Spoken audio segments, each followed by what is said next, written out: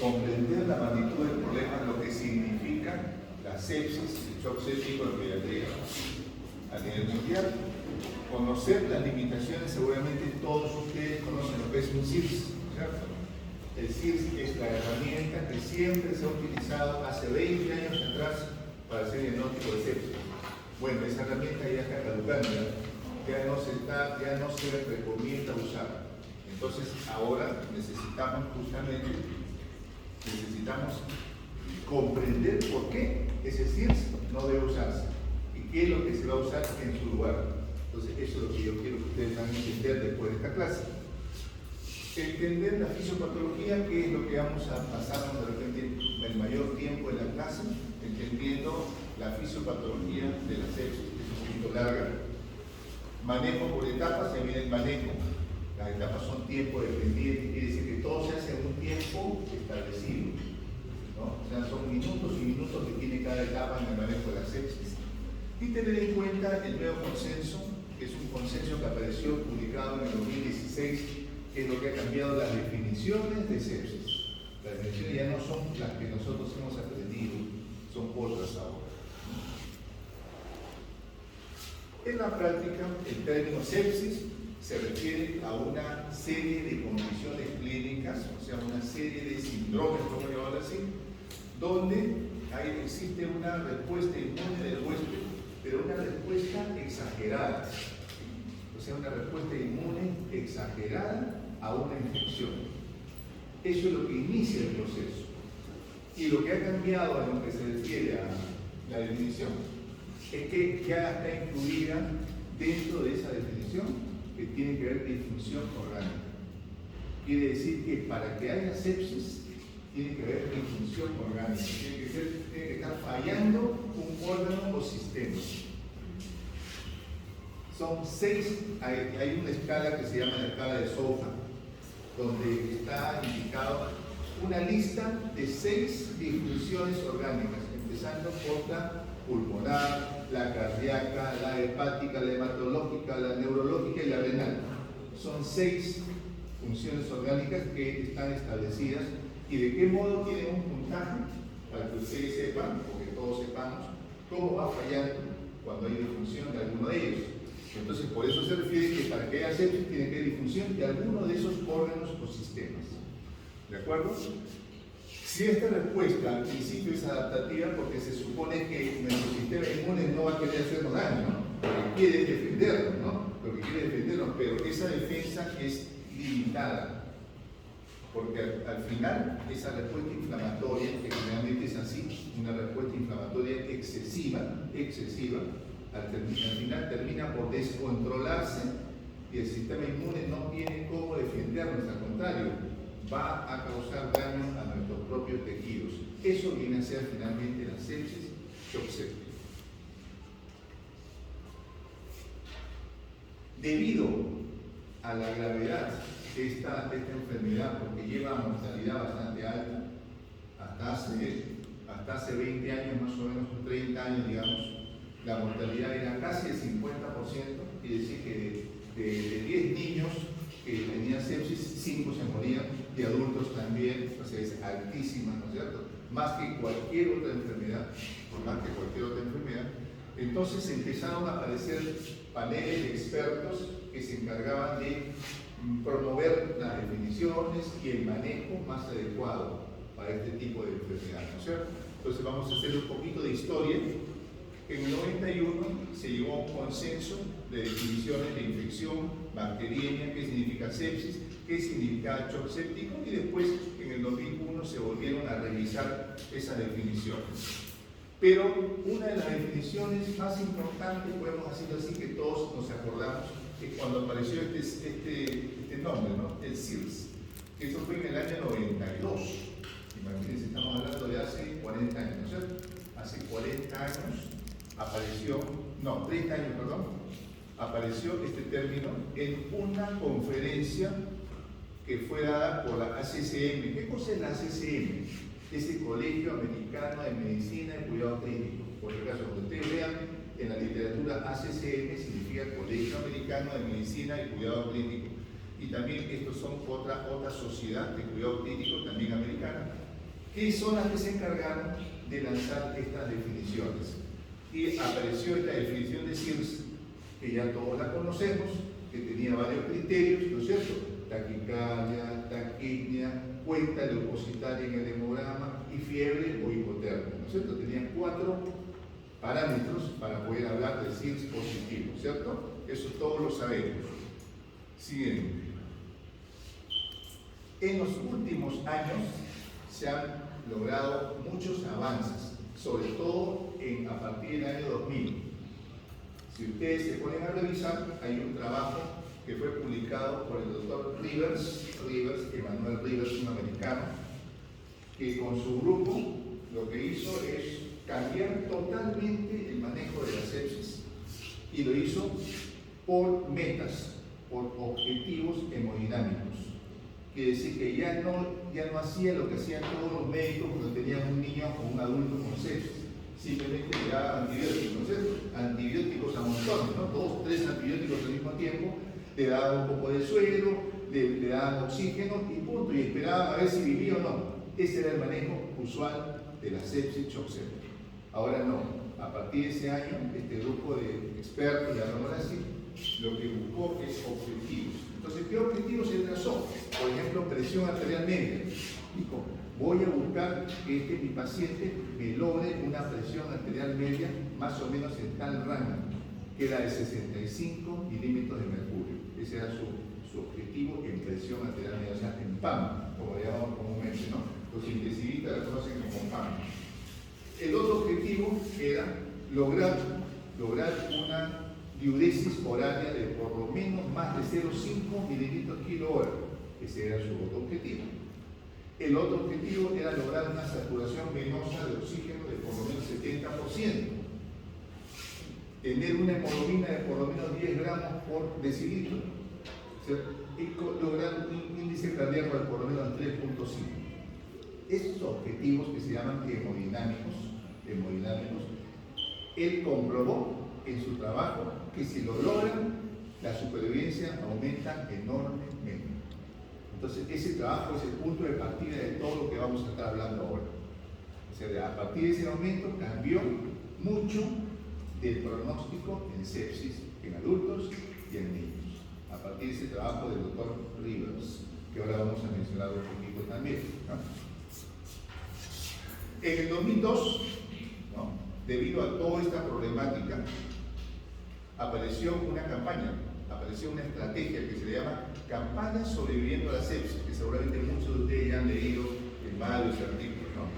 En 2002 estamos hablando, imaginen cuánto, 20 años más o menos, ¿no?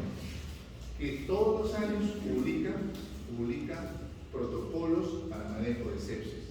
El último protocolo, por ejemplo, que ha publicado esta campaña es del 2020, o sea, ya tiene como 3 años, no como la otra, ¿no? Bueno, la cosa es que esa es la última. Entonces, eso lo que hace es más o menos ver manejo, ya no definiciones, sino manejo de sepsis, shock séptico en adultos y en niños. Este es un último documento que apareció publicado. Ustedes conocen la revista JAMA. La revista JAMA es una revista bien conocida de medicina interna americana. Esto en el año 2016 publicó lo que se llama el tercer consenso internacional de definiciones para sepsis y shock séptico. Se le conoce en la literatura como sepsis 3. Si ustedes buscan en internet sepsis 3, le va a salir eso. Entonces, ese es el último consenso que apareció de definición de sepsis y shock séptico. En todo grupo de edad, no en niños solamente, en adultos y en niños. Entonces, ¿en qué consistió el cambio?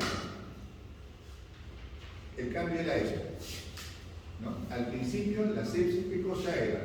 Un proceso inflamatorio causado por una infección o proceso infeccioso que causa una reacción inmune que se va a descontrolar y causa daño orgánico, ¿no? Bueno, el cambio es que en la sepsis ya está el daño orgánico, ya no necesita que empiece después.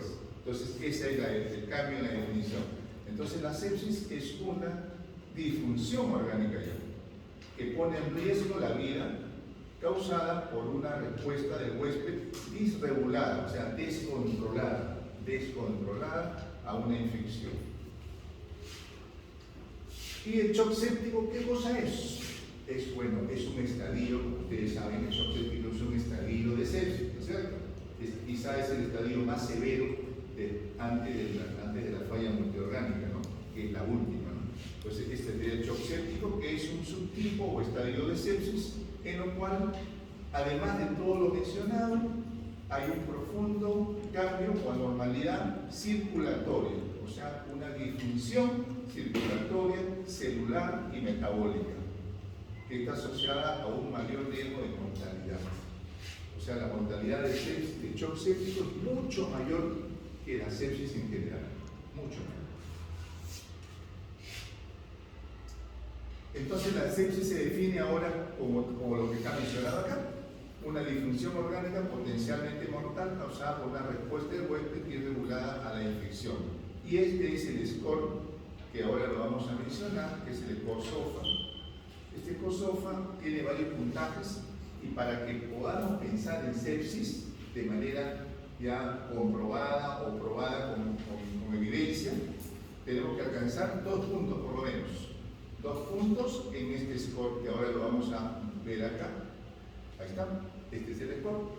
Ustedes lo van a encontrar en la internet, facilísimo, ¿no? Este score es el score general para adultos en general, porque el de niños se ha modificado, pero primero voy a mencionar este. Miren, 1, 2, 3, 4, 5 y 6. 6 parámetros. 6 parámetros de disfunción orgánica. Y cada uno tiene puntajes de 0 hasta 4. Obviamente el 0 es el normal, ¿no es cierto? Cuando encontramos eso es porque el niño está sano, porque el adulto está sano. Todo puntaje de 1 hacia adelante es porque ya hay disfunción. Y basta con que haya 2 puntos para que podamos pensar en sepsis. No se olviden, basta 2 puntos para poder pensar en sepsis. Y esta es la adaptación de validación para niños, para pediatría, que salió publicada un año después en el JAMA Pediátrico 2017.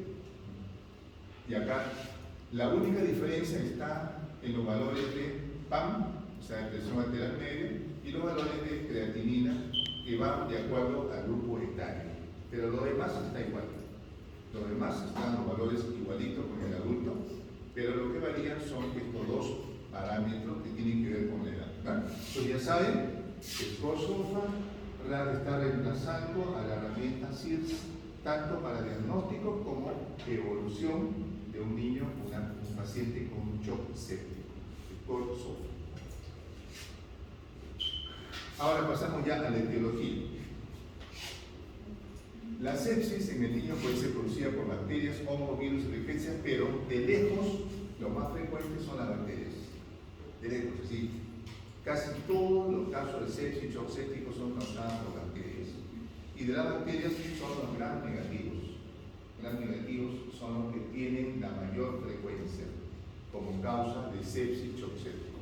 Inclusive ya está establecido que son 2 focos infecciosos los más frecuentes como causa de sepsis y shock séptico en pediatría, que es gastrointestinal y renal. No se olviden, gastrointestinal y renal. Noten eso, que es importante. No se puede hacer pregunta de examen, ¿no? Se quiere decir que un niño hace shock séptico a punto de partida de una infección gastrointestinal o hace shock séptico a partir de una pielonefritis. Son los 2 focos más importantes en pediatría. También puede ser con neumonía, pero es mucho menos frecuente. Hemos dicho que son las bacterias gram negativas, los enteropatógenos. Dentro de ellos el polio, por supuesto, ¿no? Entonces ahora hablamos de fisiopatología. Tratemos, por favor, de prestar atención porque esto es un poco más difícil de entender, ¿no? Más complejo. La sepsis tiene una fisiopatología compleja, no aclarada, en la que están involucradas una respuesta inflamatoria, alteraciones de la hemostasia. Cuando decimos hemostasia nos referimos al equilibrio entre coagulación y fibrinolisis. Si ustedes se acuerdan de su fisiología, las 2 cascadas de coagulación y de fibrinolisis tienen que estar equilibradas para que no haya ni hemorragias ni haya trombos, que esté todo equilibrado. Entonces, eso es la hemostasia, ¿no? ¿Qué ocurre en una sepsis? Se desequilibra. Ese es uno de los problemas más conocidos o más graves que ocurre en una sepsis shock séptico. se desequilibra ese nivel, digamos, adecuado que había entre la coagulación y la fibrinolisis.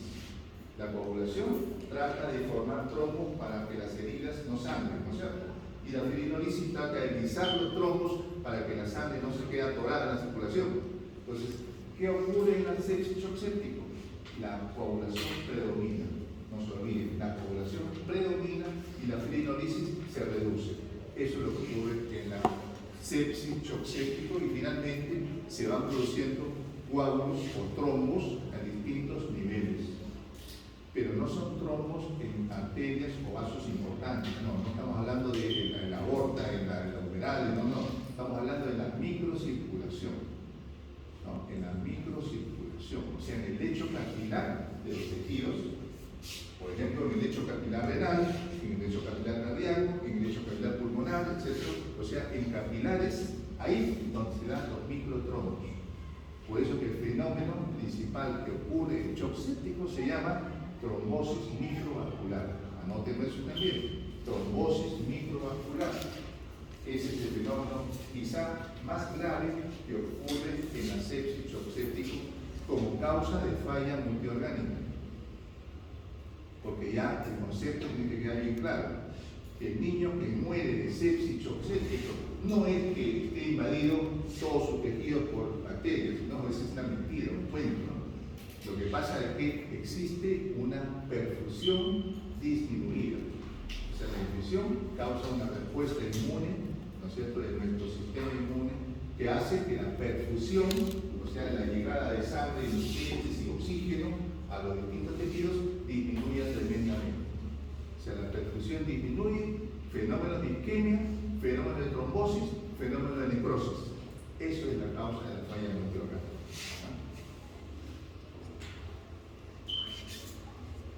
Y va a ocurrir un problema con la célula endotelial, que viene a ser prácticamente la protagonista del cuento. O sea, la célula endotelial es la célula más importante en todo el proceso de sepsis. Ustedes saben qué cosa es la célula endotelial, la que catizan todos los vasos sanguíneos, ¿no? Esa es la célula endotelial. Bueno, ella es la encargada de todos los eventos y fenómenos que ocurren durante la sepsis shock séptico, como vamos a verlo ahorita. La respuesta inflamatoria, ¿cómo empieza? Empieza con el reconocimiento, ya ustedes saben, ¿no es cierto? Célula presentadora de antígeno, que es la que se encarga de entrar en contacto, el primer contacto con el germen, con el agente infeccioso, ¿cierto? Bueno, ¿quién es la célula presentadora de antígeno en la sepsis? El macrófago. Eso sí, el macrófago. Esa es la célula presentadora de antígeno en la sepsis shock séptico. Entonces, él es el encargado de entrar en el primer contacto con el agente infeccioso. ¿No? El agente puede ser un gram negativo o sus toxinas, ¿no es cierto? Por ejemplo, un lipopolisacárido, la endotoxina, etc. Entonces, ese reconocimiento inicial se hace a través de receptores, ¿no? O sea, ya ahora tenemos que hablar ya de cosas pequeñitas, ¿no? Los receptores celulares de reconocimiento, ¿no? De reconocimiento molecular. Entonces, ¿cómo se llaman estos receptores? Se llaman TLR. TLR. ¿Por qué se llama TLR? Porque en inglés se le conoce como Toll-like receptors. Así le llaman en inglés, no tiene traducción, así que no intenten, ¿no? Así se le llaman, los Toll-like receptors. Esos receptores que están en la membrana del macrófago, en toda la membrana del macrófago, son los que se encargan de reconocer, digamos, las moléculas de los agentes infecciosos. Y para eso existe un patrón molecular de reconocimiento que ahora se le conoce con el nombre de PAM y DAM. Para que cuando ustedes vean esas palabritas medio raras, se refiere a eso, patrones moleculares de reconocimiento, que el primero son patrones moleculares derivados del patógeno, o sea, moléculas de la bacteria, que ya lo reconocen con nuestro sistema de reconocimiento, ¿no?, del macrófago. Y el otro, el DAM, son las moléculas derivadas del daño al huésped. O sea, las moléculas de nuestro organismo que han sido ocasionadas por el daño de la infección. Ambos están reconocidas por estos receptores de la célula presentadora de antígeno, que es el macrófago en este caso. Cuando ya se reconoce esto, ¿qué hace el macrófago? Se activa. O sea, lo que sucede es que cambio se produce activación del macrófago, así se le llama, activación del macrófago. Entonces, este TLR, para que ustedes sepan, lo entiendan más fácil, vamos a verle una esquemita que está por acá. Ahí está. Este círculo grande se supone que es el macrófago, ¿no? Este es la endotoxina o la bacteria que entró en contacto. Miren, ¿no? Bien fácil de entenderlo, ¿cierto? Lo está reconociendo. Acá está el receptor. Es un receptor transmembrana, que quiere decir que tiene una parte externa y una parte interna dentro del citoplasma. Entonces, cuando ese receptor se activó porque reconoció a la molécula de endotoxina, se activa y esa señal va a producir una señal de transducción hacia la parte interna y hacia un sistema que se llama un sistema de transcripción, que se llama NFKB. ¿Cómo se llama eso? Se llama factor nuclear kappa beta. Pónganlo porque no se olviden, factor nuclear kappa beta. Ese factor nuclear kappa beta es un sistema de transcripción que existe en el citoplasma del macrófago, que está listo para recibir la información del TLR. El TLR le pasa la información y le está diciendo: he tenido contacto con una bacteria.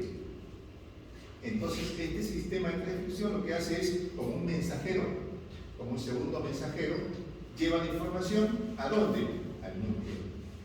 Al núcleo. ¿Y qué hace el núcleo? Lo que va a hacer ese sistema en el núcleo es activar genes para la síntesis de proteínas. ¿No es cierto? Para la síntesis de proteínas. ¿Qué proteínas? Las proteínas que se necesitan producir para la reacción inflamatoria. Hay que aclarar el asunto, ¿no es cierto? Entonces va a producir todas las citoquinas que se usan, que van a aparecer sintetizadas en el estado proinflamatorio de la sepsis. O sea, el factor de necrosis tumoral alfa, la interleuquina 1, la 6, la 8. Son 4 citoquinas proinflamatorias que se producen en la sepsis shock séptico. Pero ¿cómo se produjeron? Por este sistema que estamos explicándoles ahora. Eso hace años no se sabía. Eso es lo que ocurre dentro de la célula del macrófago.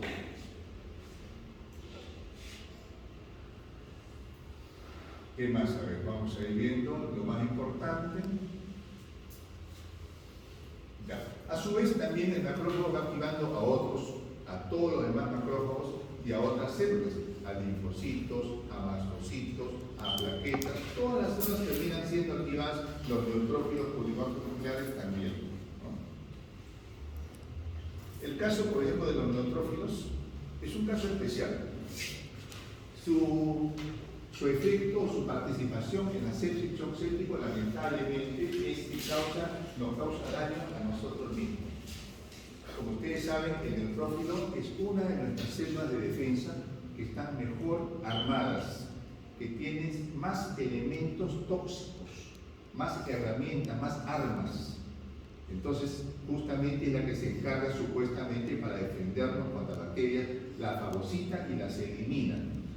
Pero en este caso, el neutrófilo cambia, se activa y, bueno, empieza a actuar contra nosotros, ¿no? Empieza a actuar contra nosotros. Entonces, a nivel de los lechos vasculares, que es donde se producen los primeros eventos, los primeros procesos, este neutrófilo lo que va a hacer es dañar nuestra célula endotelial.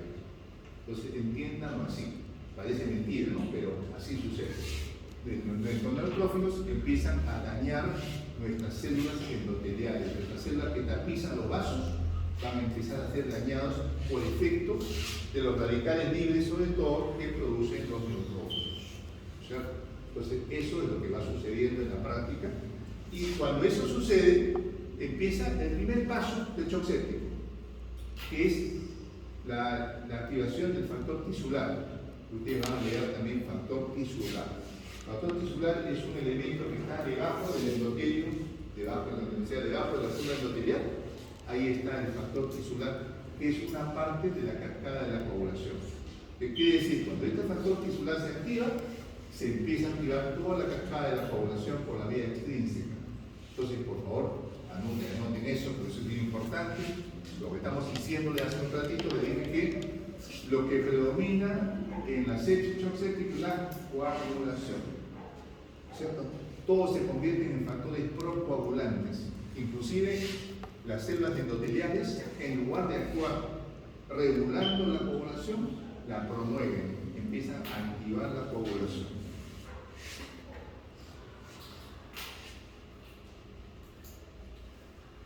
Entonces acá tenemos parte de lo que ya conocemos, que ustedes también seguramente ya han leído varias veces. Cuando se produce esta activación, ¿no es cierto?, del macrófago, este macrófago va a actuar de dos maneras, ¿no es cierto? Va a promover dos tipos de respuestas a través del linfocito. Porque el linfocito finalmente es el director de orquesta, que es el que determina qué respuesta inmune se va a producir en este caso, ¿no es cierto? Recibe la señal del macrófago, el macrófago ya se activó y le pasó la información al linfocito. El linfocito es el que se va a encargar, voy a dar una respuesta de tipo TH1 o una respuesta de tipo TH2. La respuesta de TH1 es la respuesta proinflamatoria, ¿no es cierto?, de tipo SIRS, que es la que todos conocemos, ¿no es cierto? Una respuesta profundamente inflamatoria con todas las citoquinas que ya conocemos, factores de necrosis tumoral alfa, que es el más nocivo, la interleuquina 1, la 6 y la 8. O nos puede dar una respuesta a la inversa, antiinflamatoria, ¿no es cierto?, que se llama respuesta CARS, así se le llama ahora, respuesta CARS, antiinflamatoria, donde hay otras citoquinas, sobre todo la 2 y la 10. La 2 y la 10 son citoquinas antiinflamatorias. ¿Cuál es el peligro de que estas citoquinas predominen?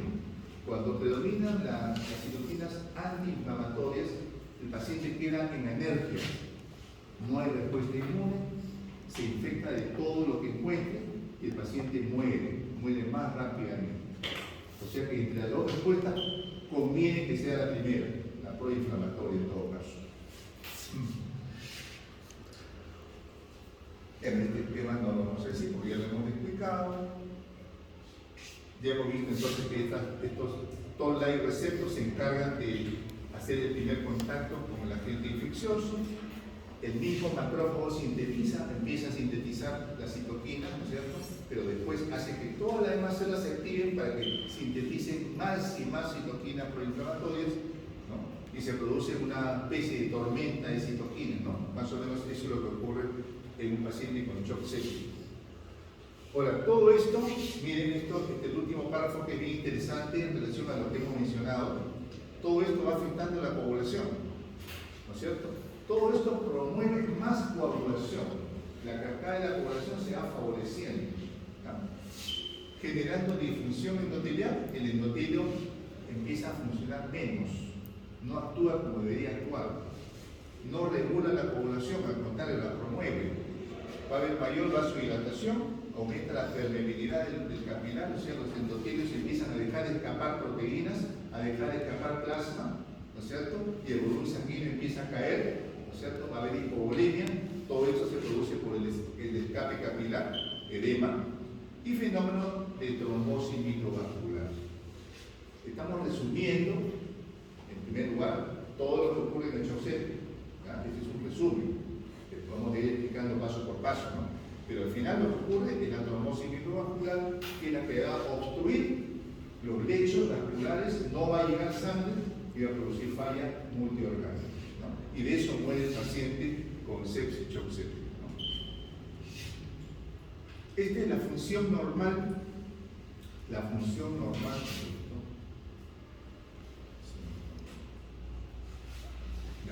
Esta es la función normal de la célula endotelial. O sea, cuando el endotelio está normal, está sano, actúa de esta manera. Controla la coagulación, manteniendo un balance adecuado entre coagulación y trinosis. Regula el tono vascular, controla la permeabilidad para que no haya permeabilidad, no se escape el plasma ni las proteínas. Regula la adherencia y migración de los leucocitos. Pero sin embargo, miren, el endotelio lesionado, cuando el endotelio ya está lesionado o está activado, ¿qué ocurre? Ocurre todo lo contrario. Empieza la función procoagulante, activa el factor tisular, disminuye la trombomodulina. Si ustedes saben, recuerdan, trombomodulina es un anticoagulante natural que todos tenemos, ¿no?, que es la que se encarga de que la coagulación se reduzca, se controle, ¿no? Pero sin embargo, esta célula endotelial hace que la trombomodulina no se produzca, va al contrario, más bien, ¿no? libera al inhibidor de plasminógenos. Si ustedes se acuerdan, la fibrinolisis, así como la coagulación, tiene ciertas proteínas activadoras, ¿no? Una de ellas es el plasminógeno, que se tiene que transformar en plasmina. Acuérdense ustedes, ¿no? Son menos pasos que la coagulación, obviamente, ¿no? El plasminógeno que se transforma en plasmina, y la plasmina es la que disuelve los coágulos de fibrina que están presentes en el cuerpo, ¿no? Entonces, para que haya plasmina, que es la que se encarga de disolver coágulos, tiene que haber plasminógeno y tiene que permitirse que se produzca ese cambio. Pero acá, ¿qué sucede? Miren, va a haber un inhibidor del activador de plasminógeno que va a hacer que no se transforme en plasmina, no hay fibrinolisis y siguen los coágulos. ¿De acuerdo? Entonces, eso entiéndanlo así, por favor. Ya habíamos dicho que su endotelio se expone a la sangre porque la célula endotelial se lesiona, ¿no? Y eso se activa la vía extrínseca.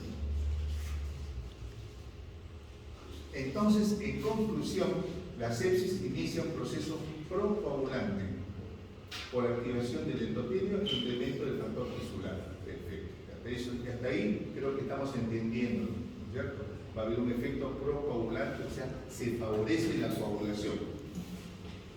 Y empieza el fenómeno de trombosis microvascular. Esta se amplifica por lesiones con liberación de mediadores, y esto lleva a isquemia e hipoxia tisular. En resumen, el endotelio lesionado, activado y disfuncional, activa plaquetas, amplifica cascada de coagulación, activa el complemento también, ¿no es cierto? Es claro entonces que la plataforma de todo este escenario es el endotelio. Volvemos a repetir que el endotelio es la célula principal de todo el fenómeno de sepsis. Ahí se produce todo el campo de batalla, como se dice, ¿no? Ahí se está presentando todo el problema. Hay un incremento de cortocircuito sistémico. Ya, esto les voy a explicar. ¿Qué significa? Cuando hay problemas de obstrucción al flujo sanguíneo en determinados hechos, por ejemplo, ya sea renal, sea cardíaco, sea pulmonar, no pasa la sangre por estos fenómenos, entonces hay un mecanismo que tiene nuestro cuerpo, nuestro organismo, que es formación de cortocircuitos. Quiere decir que la sangre se abre camino por otro lado, por un lado y por el otro lado. O sea, quiere decir que la vena pasa a la arteria, ¿cierto?, sin pasar por el lecho capilar. ¿Me entienden? O sea, estamos hablando del tejido, pongamos el tejido renal, por decirlo así. La arteria lleva sangre y perfunde el tejido renal, a la célula que queremos perfundir. Y de ahí esa sangre pasa a la vénula, ¿no es cierto?, a los capilares de la vénula. Pero cuando se produce un bypass, o un cortocircuito, eso escapa, bypassea todo el lecho y se va por los lados nada más. ¿Qué está logrando eso? Es un mecanismo que permite que la sangre no se quede atascada y pueda retornar al corazón para mantener el gasto cardíaco, para mantener la presión arterial a niveles normales. ¿Me entienden? Es un mecanismo fisiológico, pero a la larga es nocivo, porque estos bypass hacen que lo que se tenía que perfundir, que son nutrientes y oxígeno, no está llegando al tejido, porque está yendo hacia los lados, ¿no es cierto? Entonces, eso es lo que está ocurriendo en una sepsis choxética, en un primer momento. Al final, como resumen también, provoca un bloqueo, porque el tejido no recibe oxígeno. ¿Qué pasa cuando un tejido no recibe oxígeno? ¿Qué pasa con el metabolismo? Se vuelve anaerobio, ¿no es cierto? Anaerobio. Y si ustedes se acuerdan perfectamente, y mejor que yo, que cuando el metabolismo se hace anaerobio, la síntesis de ATP se reduce tremendamente, drásticamente, ¿cierto? Si ustedes se acuerdan bien, por cada molécula de glucosa se producen aproximadamente 32 ATPs. Cuando es metabolismo aerobio normal. Cuando hay metabolismo anaerobio, esto queda reducido a 4 ATPs por cada molécula de glucosa. Estamos hablando, miren, ¿cuánto? Se reduce, creo que ¿cuánto? La octava parte, una cosa así, ¿no? Eso es grave. Eso está ocurriendo en cada tejido de un paciente con shock séptico. Su carga energética se redujo al suelo. No tiene para hacer nada. La célula no tiene ni para actuar su membrana, su bomba de sodio y potasio, su cinta de proteínas, todo queda anulado. Es como cuando una persona lo despide de su trabajo y no tiene plata, ¿no? Entonces una cosa así, no tiene ni para comprar nada. Entonces eso está ocurriendo y eso es lo final que ocurre de una sepsis choxera. Ya, esto vamos a ir pasando rápido porque quiero que ustedes lo revisen con calma para que lo puedan entender, ¿no? Son lo que ocurre, digamos, entre los factores procoagulantes y anticoagulantes, ¿no es cierto?, que hacen que la coagulación sea la que predomine. Eso se refiere a que los factores anticoagulantes normales que tenemos acá, que tenemos en nuestro organismo, como son la trombomodulina, no funcionan, deja de funcionar. Entonces, al dejar de funcionar, va a predominar todos los factores coagulantes, ¿no? Entonces, ese es el problema. Vamos a ir pasando también para que ustedes ya esa parte la vayan revisando después y vamos a dedicarnos ahora al manejo. Disfunción celular, la permeabilidad vascular ya hemos dicho que también se alteraba, se escapaba mucho plasma por los capilares dañados.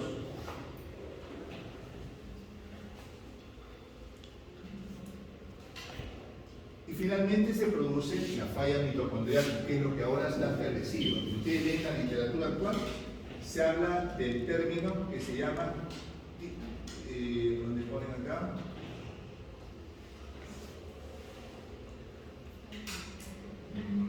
Fallo mitocondrial. Vamos a ver.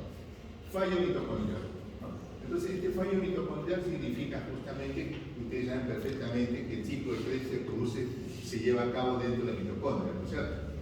Y al no funcionar la mitocondria, solamente va a haber la vía glipolítica que va en el citosol, no en el citoplasma. Por eso la cantidad de ATPs es mínima, ¿no es cierto? 4 ATPs nada más. Cuando esos, digamos, esos productos tienen que pasar, es el acetil-CoA, ¿no es cierto?, tienen que pasar adentro de la mitocondria para que continúe el ciclo de Krebs, ya no puede entrar porque no hay oxígeno. Entonces se anula por completo la función mitocondrial. Esa es la falla mitocondrial que se da en los niños o en los pacientes con sepsis choxética. Ahí está, ese es el término. Distrés microcirculatorio y mitocondrial. Así se le llama a esa etapa donde ya cada célula ya no puede utilizar su mitocondria porque ya está anulada. Por lo tanto, la formación de energía queda en nada.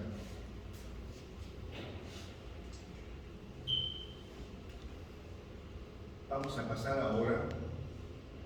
Este es el esquema. Vamos a verlo rapidito. Miren, para que entendamos, con eso se puede entender más fácilmente que lo veo. No. Miren, esto es el macrófago, ¿no es cierto? El macrófago que está en contacto con la bacteria, ¿no? Con la bacteria que puede ser un gran negativo. Este macrófago que hace las veces de célula presentadora de antígeno, ¿no?, que la actúa como tal, se activa primero una vez que lo reconoce, una vez que reconoce al agente infeccioso, se activa, va a sintetizar esto, ella misma va a sintetizar citoquinas proinflamatorias como el factor de necrosis tumoral alfa, interleuquinas 1, 6 y 8, que son las principales. Tienen que acordarse de estas cuatro citoquinas que son las responsables del shock séptico, y antiinflamatorios que son estas de acá, que tienen efecto contrario. Pero también no solamente se activa el macrófago, se activa el linfocito, se activan las plaquetas, se activan los neutrófilos, todas las células del sistema inmune se activan, o sea, se alteran por completo, ¿no? Y se produce el daño endotelial, que es lo que acabamos de mencionar hace un momento, ¿no? Estas células neutrófilos es que se encargan de dañar nuestro endotelio, lamentablemente. En vez de protegernos, nos dañan. Y esta es la segunda parte, donde después de todo lo ocurrido va a haber un fenómeno que se llama redistribución del flujo sanguíneo. Quiero que esto se entiendan bien, porque esto es básico en el proceso del shock séptico. Toda persona, sea adulta o sea niña, tiene programado este evento, tiene programado este fenómeno que se llama de redistribución, que ocurre cuando uno está en una situación crítica. Crítica, hablamos, por ejemplo, en algún tipo de shock, o sea, algún tipo de shock severo, por supuesto, ¿no? Cualquier persona que esté en shock severo, inclusive hipovolemia, provocarse una redistribución del flujo. Quiere decir que el flujo ya no llega por igual a todos los tejidos, sino se va sacrificando tejidos y ese flujo que es importante se le va dando a los órganos más importantes. ¿Cierto? O sea, eso que ocurre en la política, con las coimas y todo eso, ocurre también en nuestro organismo, lamentablemente, ¿no? Entonces, hay ciertos órganos que son favorecidos, reciben más flujo, y otros se les sacrifica y no reciben nada. Eso se llama redistribución del flujo sanguíneo y eso ocurre siempre en situaciones de shock. Y el shock séptico con más razón. Entonces, ahora, ¿cuáles son los órganos sacrificados? Eso anótenlo, por favor, es importante. Piel y tejidos blandos, intestino y riñón. Piel y tejidos blandos, intestino y el riñón. Son los 3 órganos sacrificados en las primeras etapas del shock séptico. Entonces, si no hay tratamiento, estos órganos quedan sin flujo sanguíneo y se necrosan, sin pene, se necrosan, se mueren. Entonces, eso lleva a injuria tisular, disfunción mitocondrial, ¿no es cierto? Que hemos dicho, ya mencionamos, la coagulación microvascular, o sea, la trombosis microvascular y muerte. Y así como va ocurriendo en estos primeros 3 órganos que se sacrifican, si no hay un tratamiento, si no hay un manejo, se va lesionando órgano por órgano, después, órgano por órgano. O sea, no se olviden, eso consiste en la falla multiorgánica, en ese proceso. Bueno, ahora sí, ya hemos visto, hacemos un poquito de diagnóstico. El diagnóstico en sepsis debe ser clínico. O sea, debe ser clínico, empieza por la sospecha diagnóstica. No hay una prueba de laboratorio que nos diga, este paciente salió positiva en la prueba, está en shock séptico. No existe una prueba, es prueba clínica, es observación del paciente. Entonces, ¿qué es lo que vamos a observar? Esto. El shock séptico diagnostica mediante signos clínicos que incluyen la hipertermia, o sea, la fiebre en primer lugar. Si son niños pequeños, hasta hipotermia puede haber. Estado mental alterado, se mide por el Glasgow, ¿cierto? Llenado capilar lento, más de 2 segundos, es lo que nos indica el llenado capilar, ¿cierto? Aparte de eso, tenemos la taquicardia, la taquimia, que son signos compensatorios, la oligoanuria, que significa que el niño está orinando menos de 1 mililitro kilo hora, es oliguria, y menos de 0.5 mililitros kilo hora es anuria, no se olviden, entonces eso es importante. Eso nos está indicando los signos clínicos que nos indican que el niño está empezando un shock séptico. Cuando palpamos a ese niño con shock séptico, vamos a ver sus extremidades frías a nivel distal. O sea, frialdad distal de miembros. Al niño le tocamos los pies, están helados. Las piernas y los muslos están tibios. Frialdad distal de miembros. Temperatura, la diferencial de temperatura se aleja, se amplía. Normalmente la temperatura axilar y la rectal tienen solamente 1 grado de diferencia. ¿Cierto? 36,5 axilar, 37,5 rectal. Esa es la diferencial normal de temperaturas. Cuando hay un shock séptico, la diferencial se amplía a 2 hasta 3 grados de diferencia. Quiere decir que lo usual en un niño con shock séptico es que encontremos una temperatura rectal de 39 hacia arriba y la axilar está en 35 hacia abajo. Eso es ampliarse la diferencial de temperatura. Cuando ustedes vean eso, pensemos en shock séptico. Entonces, eso es lo que decimos, shock séptico, se va a iniciar el diagnóstico por signos clínicos. Ahí está, miren. Llenado capilar más de 3 segundos, pulsos periféricos disminuidos, extremidades frías y moteadas, taquicardia, taquimia, oliguria y alteraciones del estado mental, que son el sensorio alterado, disminuido. ¿Ya? Esos son los signos que nos deben hacer sospechar el sepsis shock séptico. No se olviden, eso es importante. Y eso lo vemos desde que llega el niño a la sala de emergencia. Manejo. Para lo que nos queda tiempo, para el manejo, este es una de las guías o consejos consensos más importantes que son publicadas en GB 2017. Este es el consenso de la ACCM, en el Colegio Americano de Medicina y Cuidado Clínico, de la ACCM PALS, así se le llama. Entonces, este consenso fue muy importante, aunque ya tiene ahorita como 5 años, pero sigue siendo vigente porque lo explica de manera bastante detallada todo el manejo en el paciente con shock séptico. Y este es el último consenso de la estrategia que decíamos, ¿no? Sobreviviendo a la sepsis, campaña de sobrevivencia a la sepsis, ¿no? Que está así publicada en febrero de 2020. Ese es el último consenso de sepsis shock séptico. O sea, como ustedes ven, son 2 grupos de expertos que publican para sepsis shock séptica, no son los mismos. El tratamiento del shock séptico se basa en revertir el proceso local sistémico de hipoperfusión. Entonces ya estamos entendiendo, por lo menos, por favor, quiero pensar que ya están entendiendo ustedes también, que el problema principal en la sepsis no es que estemos llenos de bacterias, no, es la hipoperfusión.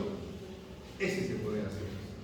O sea, de eso se muere un paciente con shock séptico, de hipoperfusión, no llega sangre a sus tejidos, ¿no? Entonces, ¿qué tenemos que hacer en la sepsis? Revertir el problema de hipoperfusión y eliminar, por supuesto, el agente infeccioso, ¿no es cierto? Y las intervenciones terapéuticas deben soportar el proceso fisiopatológico y una respuesta temprana, tiene que ser rápida. Inclusive hay un término que se utiliza en sepsis y shock séptico que son las 6 horas de oro, así se le llama, 6 horas de oro en el manejo del shock séptico. Quiere decir que el médico cuenta con solamente 6 horas para sacar a ese paciente del shock séptico. Después de eso ya es casi imposible. Inclusive se habla de que por cada hora que pase adicional, cada hora adicional que pase sin haber controlado el shock séptico, la mortalidad aumenta un 10%. Eso está establecido en la literatura, porque anótenlo también. Por cada hora de retraso en el manejo, aumenta 10% la mortalidad.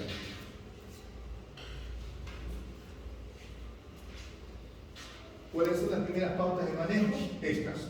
Medir el lactato sérico. Ustedes saben que el lactato nos mide la anaerobiosis, ¿no es cierto? Nos va a indicar cómo está en la anaerobiosis anaerobio aerobio. Los ejecutivos que hay que pedir siempre, por supuesto, para identificar el germen. El antibiótico, anótenlo por favor. El antibiótico se inicia antes de la hora de que llegó el paciente a la sala de emergencia. Entonces no podemos tomarnos más de 1 hora. Tenemos un plazo de 1 hora máximo para el inicio de la primera dosis de antibiótico. La primera fase del tratamiento es la fluidoterapia agresiva. Fluidoterapia agresiva.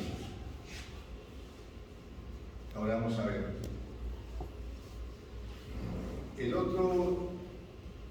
La otra meta es una presión arterial media de 65 mililitros de mercurio, un lactato que tenga menos de 4 milimoles por litro, ¿ya? Y una saturación venosa de oxígeno que sea mayor del 70%. Esos son los parámetros hemodinámicos o las metas hemodinámicas que vamos a ir siguiendo. Este es el trabajo de Rivers que yo les mencionaba, ¿cierto? Que logró, con estas metas que hemos conversado, él logró bajar la mortalidad de cuánto? Se reducía en 16.5% para el grupo que cumplía metas. Y el grupo que no cumplía metas era más del 40% de mortalidad. Imagínense, ¿no? La tremenda diferencia. Por eso que le digo, ¿no? Que este trabajo marcó un inicio, un cambio enorme en el manejo de sepsis y shock séptico.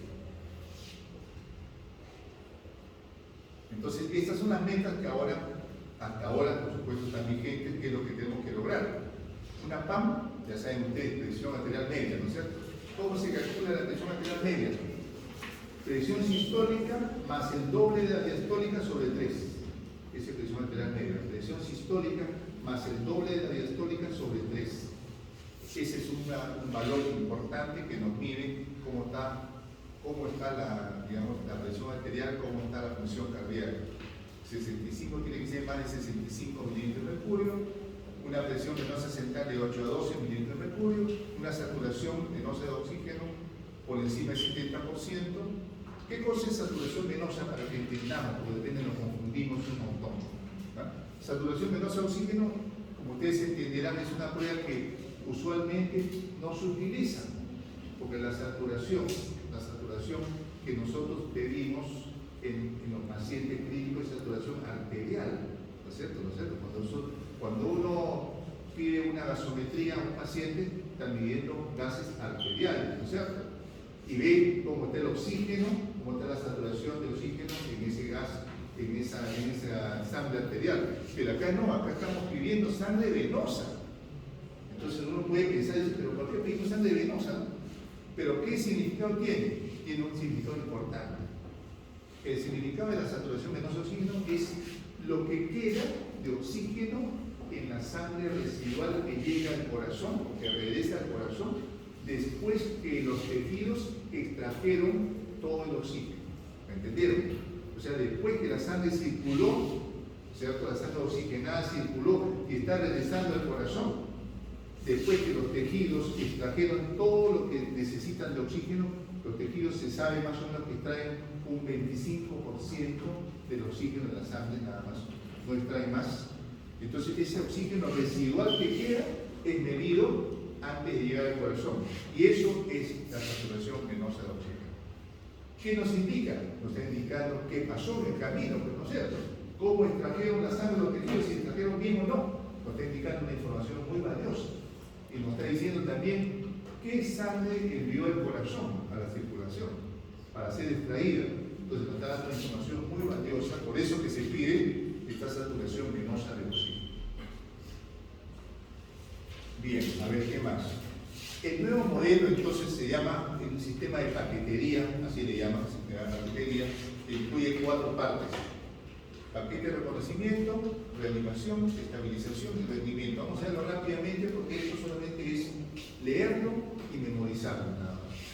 Ya no tiene que entenderse como la fisiopatología, es leerlo y memorizarlo. El primero es el reconocimiento, que como todos entendemos es cómo sospechamos que un paciente esté empezando una sepsis shock séptica. Ese es el asunto. A veces nos pasa por la nariz y sin cuenta nos damos, ¿no?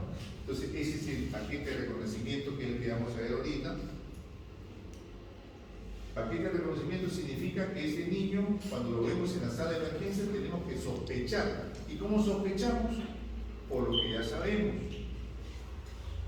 Miren, temperatura normal, hipotensión, taquicardia, taquipnia, relleno capilar lento, más de 3 segundos, sensoria normal, pulso anormal, piel moteada, piel fría, lo que dijimos hace un rato, ¿no es cierto? Lo que dijimos en la lista anterior.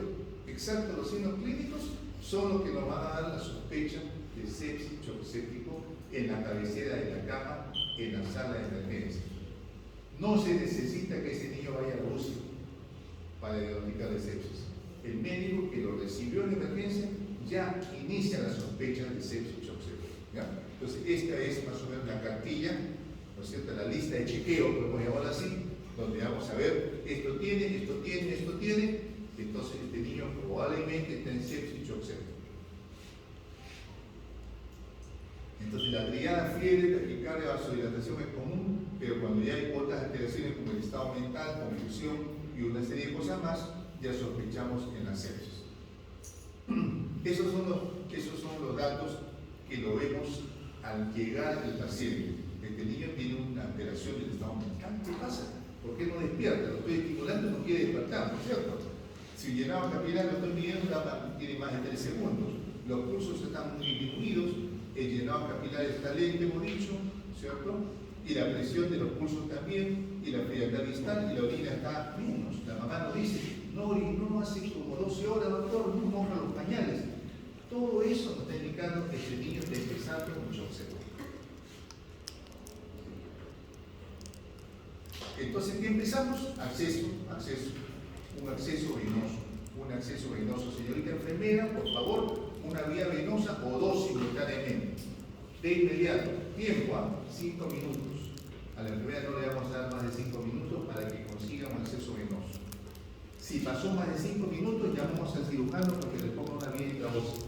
Así es como se hace ahora.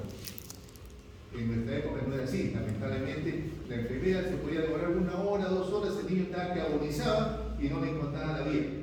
No, eso ya no ocurre. Son 5 minutos de plazo para que el niño se encuentre con acceso venoso. Y se le inicia la reanimación hídrica en los primeros 30 minutos. Los antibióticos hemos dicho a la primera hora, ¿no es cierto? Hemos dicho a la primera hora se inicia la primera dosis de antibióticos. Los hemocultivos, que se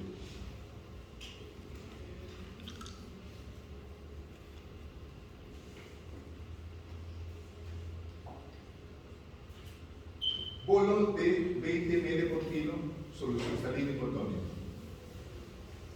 ¿No? Bolo de 20 ml de solución salina. Esa es la fluidoterapia adhesiva. 3 bolos, o sea, de 40 a 60 ml por kilo, dividido en 3 bolos, o sea, de 20 por cada bolo. 20 ml por... Pongamos ejemplo, ¿no? Niño 10 kilos, 20 por kilo, 200, ¿no es cierto? 200 ml de solución salina, le tenemos que pasar ese liquito en 10 minutos. En 10 minutos tenemos que pasar ese bolo de solución salina. Lo reevalúo. ¿Qué voy a reevaluar? Todos los signos que estamos mencionando. Llenado capilar, frialdad distal, taquicardia, taquicardia, estado mental, oliguria. Todo vuelve a evaluarlo después de esos 10 minutos del primer bolo. Veo que siguen iguales. Segundo bolo. Solución salina de nuevo, 29 kilos, otros 10 minutos, y así hasta que llegue al tercero. Son 3 bolos nada más. Si después de esos 3 bolos que me van a tomar media hora máximo, ese niño no respondió y todos sus parámetros siguen iguales, se dice refractario a fluidos. Así se llama, refractario a fluidoterapia. Y se inician las drogas vasoactivas, los vasopresores.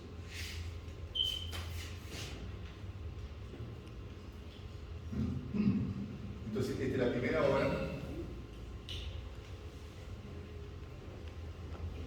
Esto es lo que tenemos que lograr. Con estos bolos tenemos que lograr que el llenado capilar sea menos de 2 segundos, que los pulsos sean normales, que las extremidades estén tibias, que la producción de orina empiece a mejorar, que el estado mental despierte el niño, ¿no es cierto? Todo eso tenemos que lograrlo rápido, en 30 minutos. En 30 minutos tenemos que lograr eso. Esto después ustedes lo van a leer, porque son los trabajos que sustentan. Ahora todo esto se hace en manejo de medicina en evidencia, ¿no es cierto? No es que lo que uno lo dice, porque yo lo digo, porque lo dice el otro, no. Evidencia, trabajo de investigación. Lo que llamamos los trabajos ECA, así se llaman por si acaso, para que ustedes sepan, ¿no? Estudios controlados aleatorizados, ECA. Cuando ustedes vean trabajos ECA, se refieren a los trabajos de investigación que tienen mayor valor de evidencia. Mayor valor de evidencia. Este es otro, el trabajo donde se encontró justamente que los pacientes que más tenían mortalidad son los que tenían la asociación hipotensión, o sea, shock y llenado capilar lento. Miren, esa asociación, este paciente está chocado, encima tiene un llenado capilar de más de 3 segundos, es el que tenía casi 30% de mortalidad. En cambio, los otros grupos que tenían solamente, por ejemplo, taquicardia o radicardia o hipotensión, pero con llenado menos de 3 segundos, la mortalidad era mucho menor. Es decir, la peor asociación, shock y llenado capilar lento.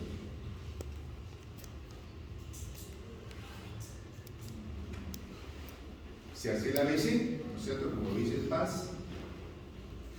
Y todo niño, o gran parte de los niños con shock séptico, necesitan estar en ventilación mecánica, porque casi siempre tienen dificultad respiratoria, no manejan bien su ventilación. Entonces muchos de estos niños terminan en ventilación mecánica. Acá está 85%, ¿ven? 85% de sepsis severa y shock séptico terminan con, o necesitan, requieren soporte ventilatorio. Van a leer todo lo demás.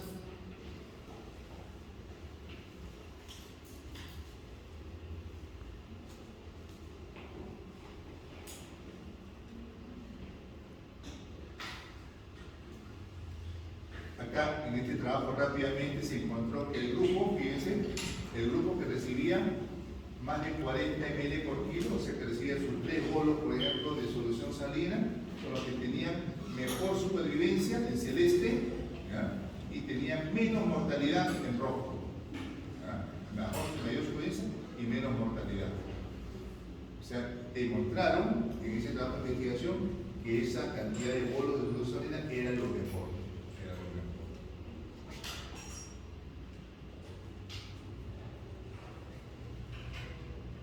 ¿Cuándo iniciar los activos? Y acá vamos a terminar, porque esto, en realidad, todas las etapas del manejo del shock séptico son varias, hasta 5 etapas tienen. Pero el niño con shock séptico que hasta esta segunda etapa de drogas vasoactivas no logró una recuperación rápida, el pronóstico ya es malo. Eso ya quiero que sepan, ¿no? El pronóstico ya a partir de esta segunda etapa ya es malo. Es mucho más difícil que un niño se recupere después de esta segunda etapa que no ha logrado recuperación, que no ha logrado una buena respuesta. Entonces es necesario que aprendamos bien estos dos pasos: la fluidoterapia y las drogas vasoactivas, nada más. Entonces dice, es razonable comenzar con drogas vasoactivas después de 40-60, pero puede ser un poco antes. Desde el primer bolo, que veamos ninguna respuesta, ya podemos ir empezando las drogas vasoactivas. Se recomienda administrar epinefrina o norepinefrina como medicación de primera línea, o sea, adrenalina o noradrenalina, por si acaso. Esa es la droga que se utiliza, la droga que se utiliza. La dosis de adrenalina es 0.05 a 0.3, por si acaso. 0.05 a 0.3 microgramos kilo minuto. Estas drogas vasoactivas se dan las dosis en microgramos kilo minuto, porque se están dando en bombo de infusión, supuestamente. Todas se dan en bombo de infusión. Entonces se dan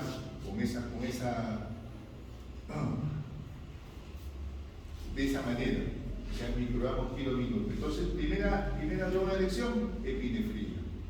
Básicamente la epinefrina la usamos para los niños que tienen lo que se llama el shock séptico frío o el shock frío.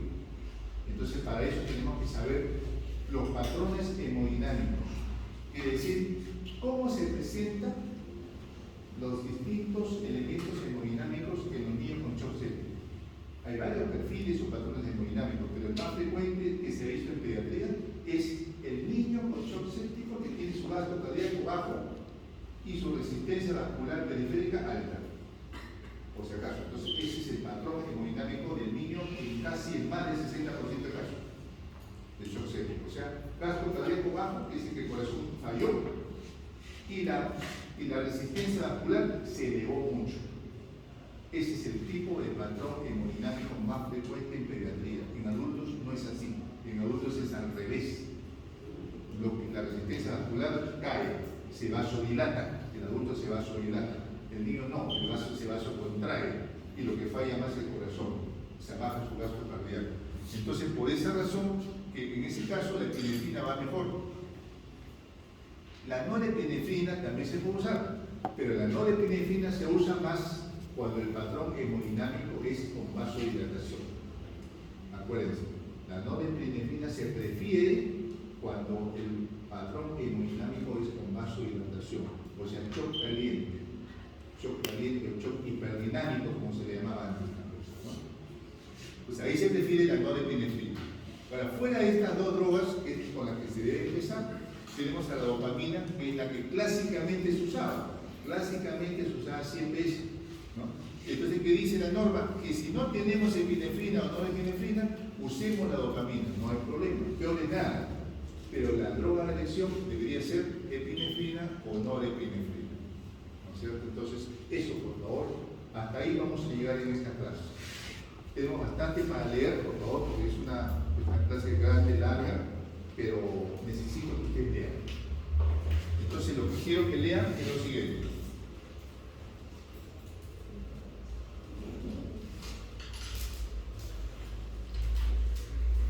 Las dos guías. Entonces, cópienlas, por favor, cópienlas las dos guías. Copien las dos guías.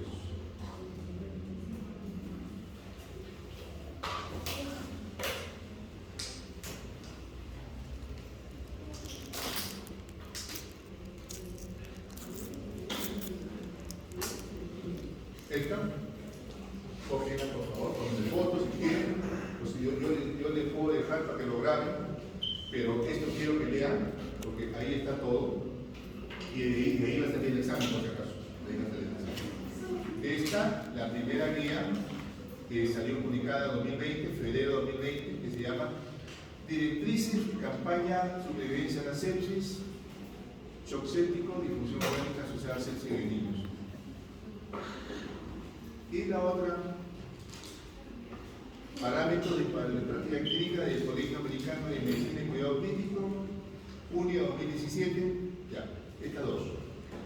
Porque tienen que leerlas de principio a fin, porque eso es lo que nos interesa, por favor. Son como 50 hojas cada uno. Entonces, pero esto es lo interesante, porque aquí está detallado punto por punto. Lo que nosotros hemos querido hacer en la clase es un resumen para que entendamos algo de lo que pasa con el centro y proceso, ¿no? Y los cambios que ha habido, ¿no? Por lo menos quiero pensar que algo hemos entendido ahora, pero como es larguísimo esto, creo que lo demás lo podamos leer con calma en estas dos guías. ¿Listo?